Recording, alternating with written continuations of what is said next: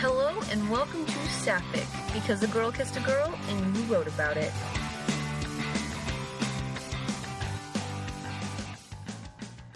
Hey guys, thanks for joining us again here at Saffic. I'm Kid. And I'm Saint. And today we're going to be going over something called the leaf pulling phenomena. I don't think that's the technical term for it. I think that's strictly something Saint has come up with. So why don't you tell us a little bit more about that? There's really no such thing as the leaf pulling phenomenon. It's just what I call it. It has to do with movement of characters and presence in space. It's called the leaf pulling phenomenon because my favorite movie of all time is called Picture Day, starring Tatiana Maslany. There is a scene where she's in an alley with this dude. They're smoking pot, they're having a conversation, and the conversation kind of turns sort of weird, and she, wanders off. Just in the middle of this conversation, sort of, takes a few steps to the side, away from him, and starts pulling leaves off of a tree, and it's this really, human thing to do. And I know it seems like, well, you're watching a movie and a character walked away and started pulling leaves off of a tree. But the idea, it encompasses the idea that characters should be fluid and moving and active participants in the world, usually during dialogue. And if you think about it, it makes total sense because characters, like us as actual human people, we do not exist in a vacuum, nor do they.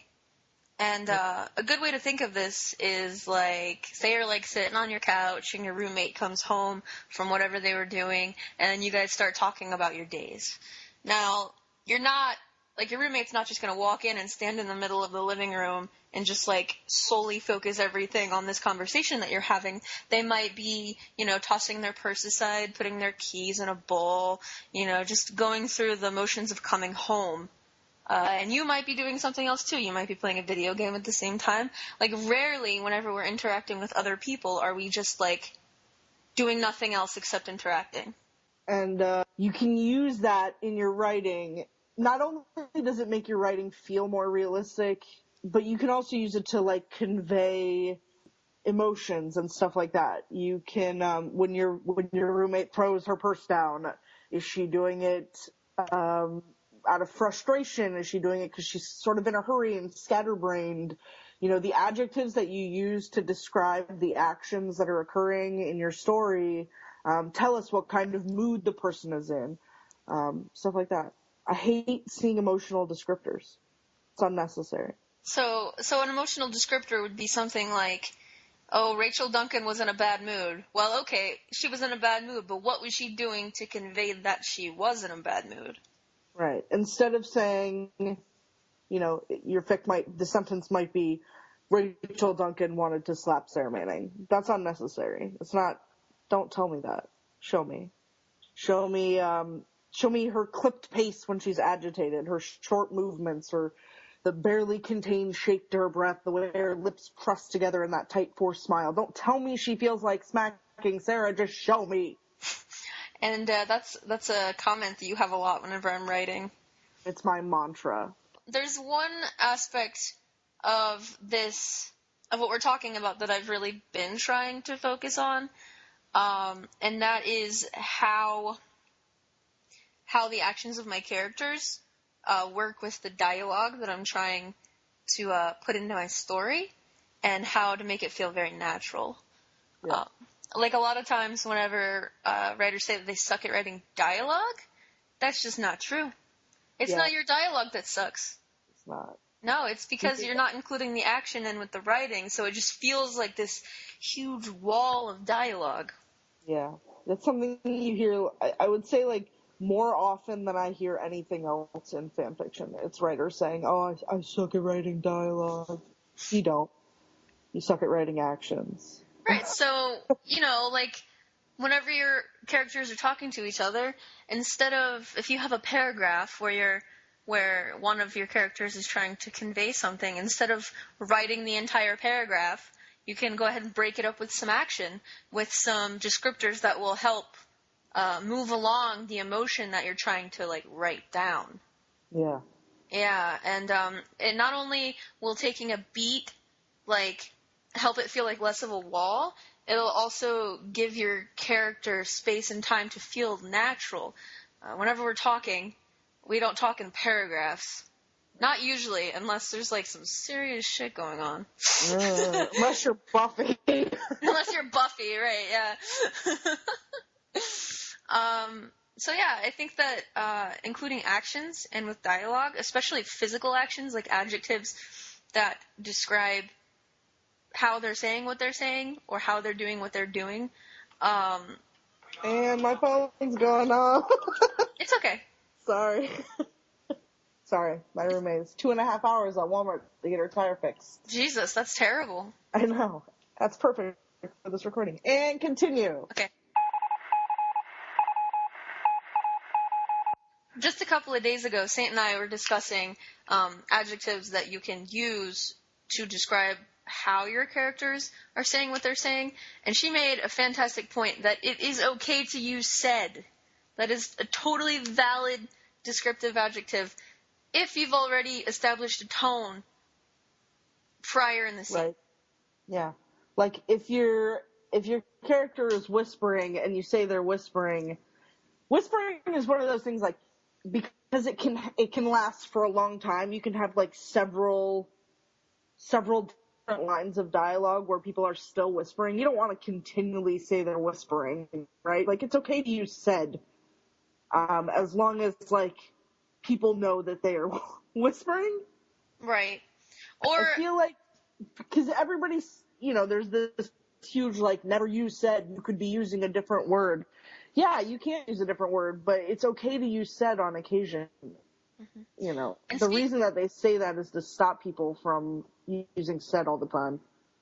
And speaking of using different words to describe that, there's a website that I use quite frequently. It's called 200 Words Other Than Said. Well, I don't know if that's exactly the website name, but that's the page that I use. And we'll go ahead and include that link in the Downbelows because it's helped me really, like, zero in on the words that say what I'm trying to say. Yeah. And I think it's been incredibly helpful to me in setting tone with my action. You know something that I do that I just realized that I do that I don't know if other people do? I always, when I'm writing, I always have a thesaurus open, like a website. Oh, I do something similar. Instead of having the thesaurus, instead of having the thesaurus open, I'll just Google. Yeah. Because if there'll be a word, but I know there's a better word, yeah, then that's what I'll do. A lot of times it's me like, this isn't quite the word I'm looking for. Right. But sometimes it's like, I know that I have a better word than this, or I've used this word more than once in the past 10 words. Mm-hmm. Just slamming into that thesaurus. Well, and you can also, it's when you're like trying to match tone, right? Like, this is the word I want to use, but it's not the right tone for this scene. Yes. Thesaurus. Makes total sense. I find myself Googling really long, complicated things to try to get a certain phrase or word that I want. It works, though. Yeah. So whenever you're writing dialogue, like I said earlier, another way that you can, like, have it not be a huge wall where you just feel totally creatively, like, sucked dry because it's just, you're not feeling it. It's good to remember, like, how your characters are interacting with the spaces around them, like, while they're talking to each other. Like, are they making breakfast? And if they're making breakfast, are they doing it together? Is one of them sitting to the side? Is one of them moving around getting shit done? Like, in between the things that they're saying, you can add actions in. Yeah. I wrote a scene, it was for Let Me Go, where Delphine was making breakfast. I can't quite remember, but it was very much that. And you feel, when you're writing it, if you're writing in a sort of a way that it feels natural, the movement and the dialogue. If you close your eyes and you can envision it in as a scene, like a visual scene, and you kind of get into the flow of that, I feel like it's much easier to write. You're kind of in a zone. You're just typing what you see, and it feels natural. It doesn't feel stunted when, you write the wall of dialogue and then you have to go back and kind of like, well, this sucks. You have to kind of parse through what you've already done. If you can envision that scene in your head first, all of it, not just the words, but also who's doing what, and at what point do they sit up, at what point do they sit down, at what point do they cross paths, where do their bodies touch when they cross in front of each other? Does one of them reach for the other one? What kind of actions are portrayed through their emotions? I feel like you kind of get into a groove when you're writing. Yeah, absolutely. And another thing that I just thought about is it doesn't just go for walls of dialogue. This same thing, bringing physicality into dialogue, can also be applied to bringing physicality into huge descriptive paragraphs and huge descriptive sections of story where, where you can probably better describe your set or where your characters are with how they interact with their space. There's no need for the wall of description. You can piece in that kind of information without having the big block where people have to read and they're like, okay, I'm currently reading what the set looks like. Instead of mentioning that they have a big blue couch in their living room, have one of the characters walk over and sit on the big blue couch. Mm-hmm. Instead of describing in detail what Casima's wearing, you can have her stand up and, brush off the garment of clothing that you're about to describe. Yeah, she's sitting on the ground and she's wearing a skirt. Instead of saying she's sitting on the ground and wearing a skirt, when she stands up, have her brush the dirt off the back of her skirt. Mm-hmm. You don't have to tell us in a very, formal way the information you're trying to convey. Make it smooth. Make it flow in with your writing. Mm-hmm. Because it can be very disjointed and confusing whenever you have huge descriptive sections and then you jump into dialogue. Yeah, I feel like it just doesn't flow right. Right. It's not Moby Dick. Mm-hmm. So there has to be this basis of physicality, and I guess that's what we're trying to describe. There's no need for the huge wall of description. There's no need for the emotional descriptors. Anything that can be conveyed visually, I think should be. I'm a fan of third person limited. Maybe this is all my bias. Maybe I'm biased the same way that Kid doesn't like present tense.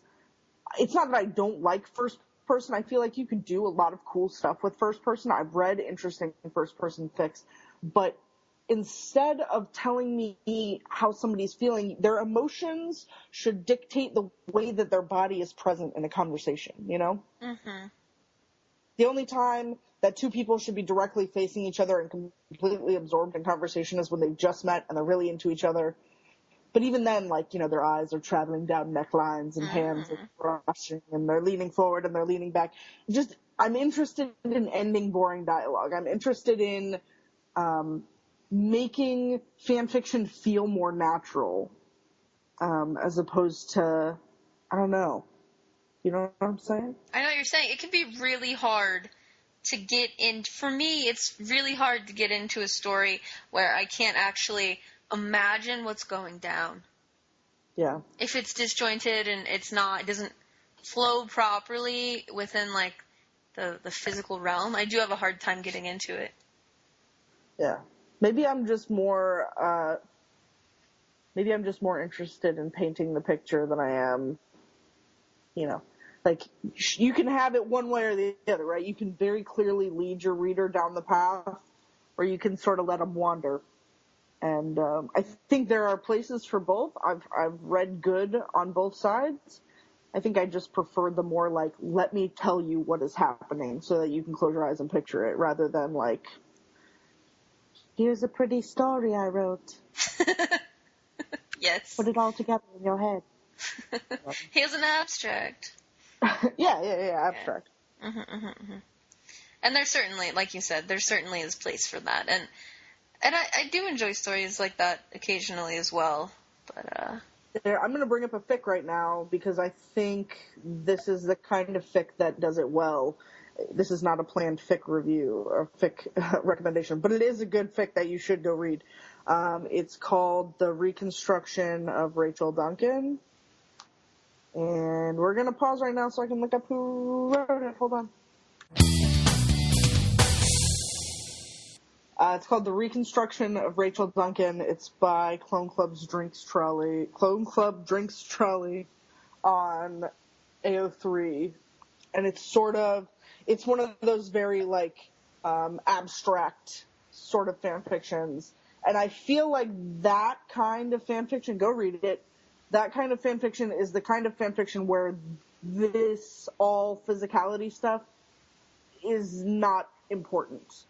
It's very abstract. It's very in the mind, the kind of like purple prose sort of writing that this stuff isn't important for.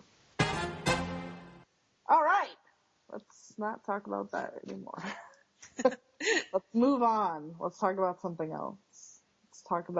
Let's get back to talking about movement. right, so, if you think about it, every character, probably, based upon their different personality, would have different, sets of adjectives to use to describe them, and how they move, and, the way in which they're moving and how it relates back to their personality. Very confusing sentence, I know, but if you think about it, it makes total sense. So, Bo, whenever she moves, and she's being, fluid, and, that sensual way that she moves, that is conveying confidence. And the adjectives that you use to convey that should show that she's confident. Should show that she's confident, yes. And then whenever Bo's being, a dweeb, she stumbles around, and you can use clumsy adjectives. Yeah. And clumsy actions, and basically, say you're writing Lexa, and she's being stoic Lexa. As she does. She's not just stoic Lexa. Her stoicism is quite deep. She always has, an underlying layer of reasons for what she says and what she does. So, in her movement and in her actions, you can totally suggest a deeper level of stoicism than just saying she's stoic. Right. Does that make sense? Yeah, it does. And I enjoy this topic so much, particularly that this is what we're going to talk about next week. Emotions? Depth of emotions. Depth of emotions and characters. Yes. Characters, specifically characters who are more below the surface. Like my baby Delphine? Like Delphine. Like Lexa. Like Delphine. Like Shaw. Like Beth. Mm-hmm. We'll talk about those characters. Characters who may be a little bit harder to write because of their stoicism. Usually they hold, themselves closer to their chest than... Yeah. It's not necessarily stoicism, but, the cards close to the chest characters. We'll talk about them next week. Fun. So we're kids talking about the personalities that you place when you talk about movement and action. Yes. And making sure that you're working, that your words are working towards explaining those things in better terms. Mm-hmm. If you're writing Orphan Black fanfiction, that's really easy. Specifically because of the way that Tatiana acts, I think. She does all of this stuff really naturally. Not saying that other actresses don't. Not saying that other actresses don't, but that I feel like, maybe it's just because I watch so much Orphan Black, but I feel like the way that she sort of interacts with the world is noticeably more natural, I guess, which is confusing and hard to say because she does so many clone scenes where they have to, be on this mark at exactly this second. You should check out other stuff that she's in, and you'll kind of see where I'm coming from. Watch Picture Day. Yeah, and I know a lot of that probably seems very abstract, talking about different adjectives and how they fit in with your character's personality. But once you really like study a character and like how they move on a show, it becomes a little more evident. Yeah, for sure. Bo, I think you said Bo earlier. I think she's a really good example because she's a character that's that everybody knows. Everybody knows Bo. Everybody watched Lost Girl. But not only that, but that fluid movement you were talking about, that confident stroll, is like, if you have eyeballs and you've watched the show, you know exactly what she's talking about. The way that she rolls her hips when she walks is a very sexual roll. It's a very sexual, she is a very sexual character, but you know exactly what we're talking about. That confidence that just nobody has to say, Bo is very confident. She's just walking at you like she's a lion and you're an antelope, and you're like, this is turning me on. I will die happy. Die with a smile on your face. But yeah, the idea of putting your words in actions in ways that help express your character. I think we'll talk more about that next week with the characters who kind of need a little extra attention when it comes to that. Mm-hmm. So I think it all boils down to the fact that you especially find it very important that we bring a certain humanness to our characters. Characters are human. You should never be writing a character. You should always be writing a person. Well said. I know. Mic drop. I'm very smart. Okay, so is there anything else that you wanted to discuss about this leaf pulling phenomena? No, but I know you want to talk about reoccurring segments, so let's do it. Reoccurring segments. So today, I'm gonna copy that jingle. That's gonna be I'm gonna play that every time you make me edit. I'm gonna play that over our reoccurring segments. I'm gonna save it.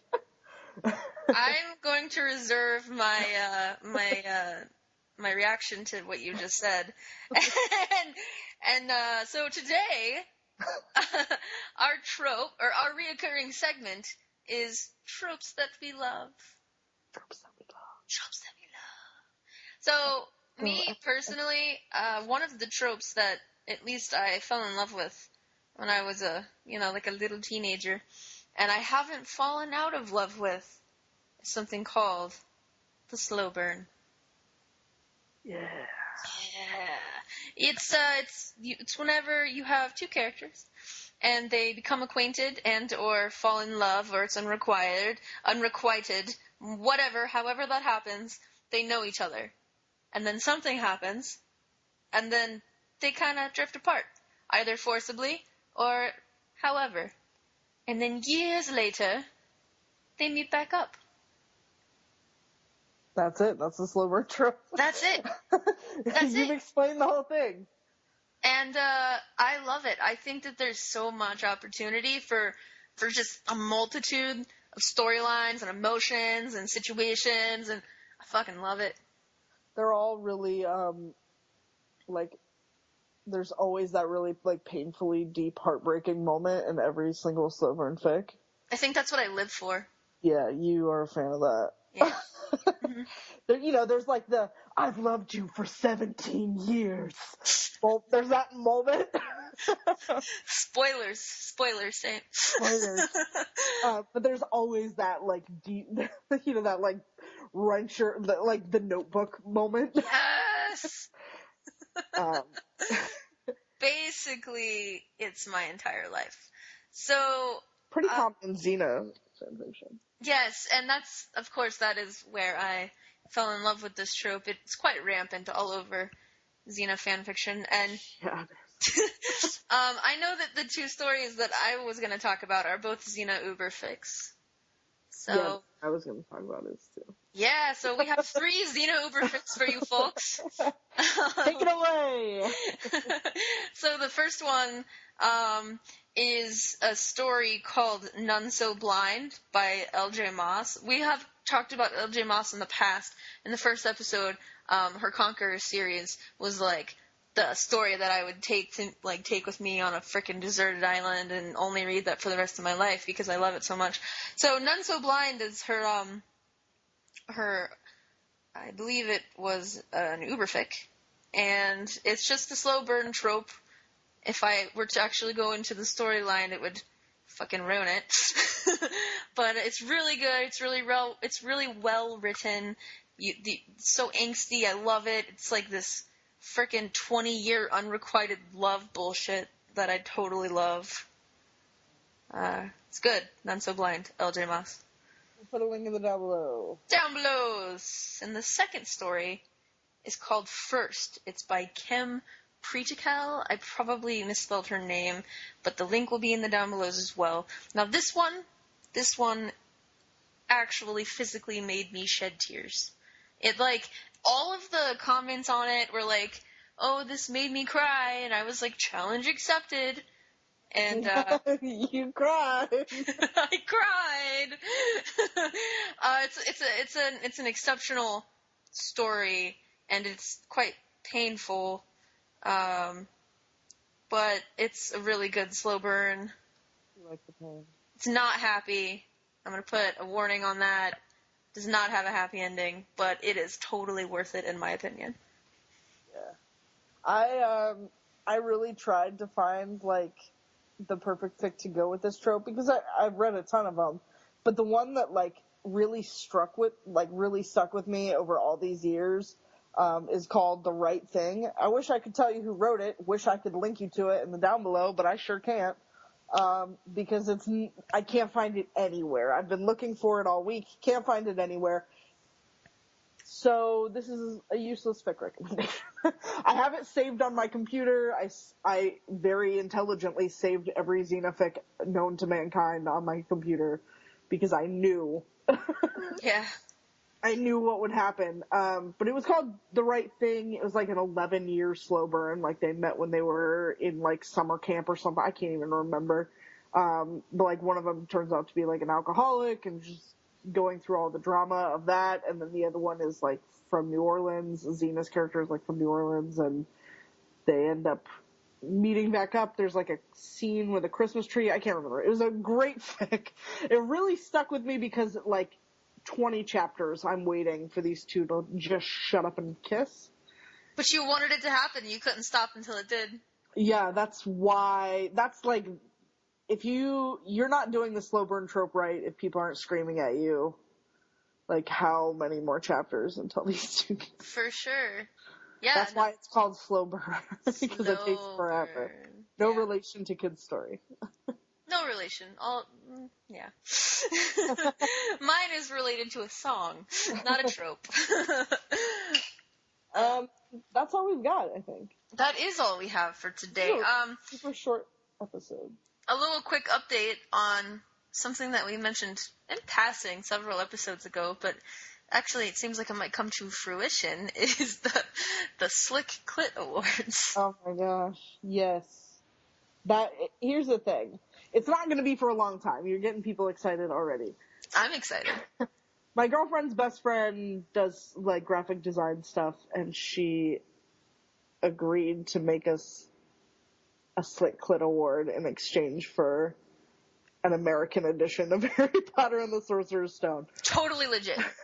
So, it's another month before my girlfriend comes to visit, and then I will give her a copy of the book, and then she will be here for a month, and then she will have to go home, and then she lives far away from her friends, so, it's gonna be a while, but it's going to happen eventually. And in the meantime, we can totally get to work with, I don't know, totally off the cuff here.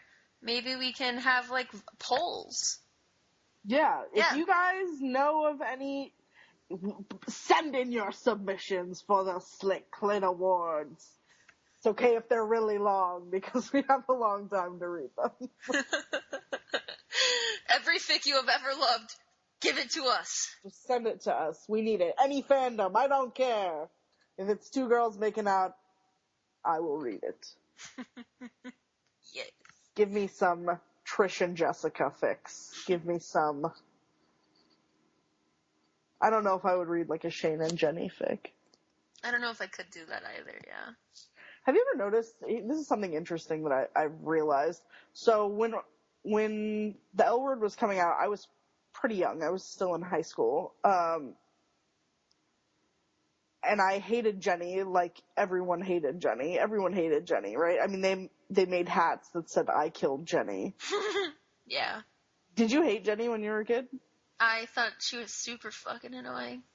Everybody did. Have you ever watched the L Word, like, recently? I like, have it's not. It's on Netflix. Did you know that Jenny is just a raging feminist? Are you serious? I'm dead serious. She's just a raging... When you watch it now, like, I am an adult. I've grown... I'm closer to 30 than I am to 20. I'm a raging feminist, and watching it again, I'm like, this bitch is 100% on point. Damn. Like, yeah, she's a little dramatic, like, she's got that, like, over-dramatic artist thing going on, but everybody's like, God, shut up, Jenny, every time she's like, man, this is a little oppressive. Like, she's a feminist, and everyone hated her for it. I might have to go back and give that a rewatch, because... Good. I only watched, like, the first few episodes, because, God, that show was fucking terrible. Yeah. Yeah. Don't say that too loud. Oh, come on, guys. You know it was bad. Shane was an awful human being. She was, and God, everyone loved her. She was not a good person. well, the thing was is that everyone wanted to give her a Slick Clit Award. Yeah, Shane would have won every Slick Clit Award. Like, I get it, she's hot, but, like, God, she's a shitty person. Right, so with that, I think we're done here, man. Yeah. Yeah. Next week, we'll be back. We'll be talking about emotional depth in characters. We have a few more episodes planned out still, but before episode 10, do you want to try and get an Orange is the New Black episode in? I would like to discuss Orange is the New Black. Yeah, there are a lot of topics surrounding that going around the interwebs. Yeah, it's a big deal right now. Yes. We will talk about Orange is the New Black. Not this episode, or I'm sorry, not next episode. Probably not the one after that either. But before episode 10, we will try and get in Orange is the New Black episode. You got to finish it. I'm almost done. Yeah. We'll catch up. We'll get there. And then we got to read some fics so that we'll have something for you. Yeah. All right. All right, well, guys. Let's get out of here. All right. Peace. Peace. Bye-bye.